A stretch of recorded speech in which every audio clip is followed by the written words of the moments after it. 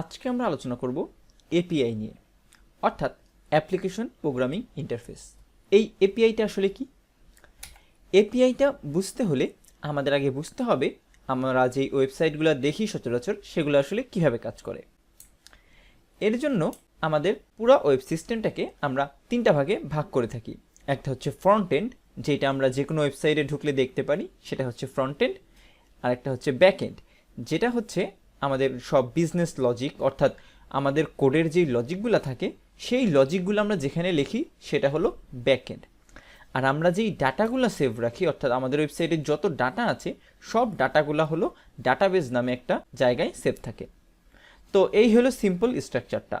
তো আমরা যখন কোনো ওয়েবসাইটের ফ্রন্ট এন্ডে ইউআরএল দিয়ে প্রবেশ করি তখন ওই ইউআরএল থেকে রিকোয়েস্ট পাঠায় ব্যাক এন্ডে, এবং ব্যাক এন্ডে সেই রিকোয়েস্টের সাপেক্ষে যেই প্রসেস দরকার সেই প্রসেসটা হয়, এবং যদি কোনো ডাটা লাগে ও ডাটাবেজে চলে যায়, ডাটাবেজ থেকে ডাটাগুলো রিড করে নিয়ে আসে এবং ব্যাক করে আবার ব্যাক এন্ডের কাছে দেয়।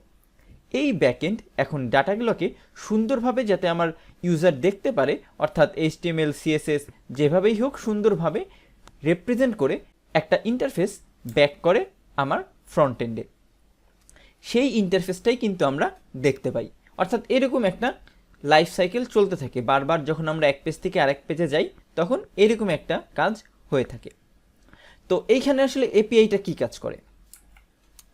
এখানে এপিআই এবং আমাদের যেই ওয়েব অ্যাপ্লিকেশন আছে নর্মাল, তার ভেতরে দুইটা জিনিস কমন, সেটা হচ্ছে ব্যাকএন্ড এবং ডাটাবেজ। এইখানে আমরা এপিআই এর থ্রুতে, অর্থাৎ একটা ইউআরএল এর থ্রুতে রিকোয়েস্ট পাঠাই আমাদের ব্যাকএন্ড সার্ভারে। এই সার্ভার থেকে যথারীতি ডাটাবেজ থেকে ডাটা আনে এবং ডাটাটা আবার ব্যাক করে চলে আসে আমার সার্ভারে, এবং সার্ভার আমাকে সেই ডাটাটা পাঠিয়ে দেয়।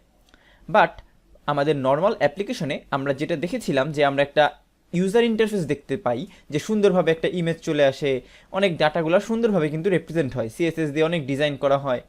বাট আমরা যখন এপিআই ইউজ করব ও আমাদের প্রোভাইড করবে একটা জেসন, অর্থাৎ জাভাস্ক্রিপ্ট অবজেক্ট নোটেশন। অর্থাৎ এপিআই দিয়ে আমরা আসলে সার্ভার থেকে ডাটা নিয়ে থাকি। বাট বিষয়টা কিন্তু এরকম না যে আমি শুধু ডাটা নিয়ে থাকি, আমি চাইলে ডাটা সেন্ডও করতে পারবো, ডিলিটও করতে পারবো, যে কোনো অপারেশনই চালাতে পারবো এই এপিআই এর সাহায্যে। তো এটাই হচ্ছে মূল কনসেপ্ট এপিআই এর। আপনারা চাইলে এপিআই সম্পর্কে আরও বিস্তারিত জানতে পারবেন, যেটা আমরা পরবর্তীতে হয়তো আরও আলোচনা করব।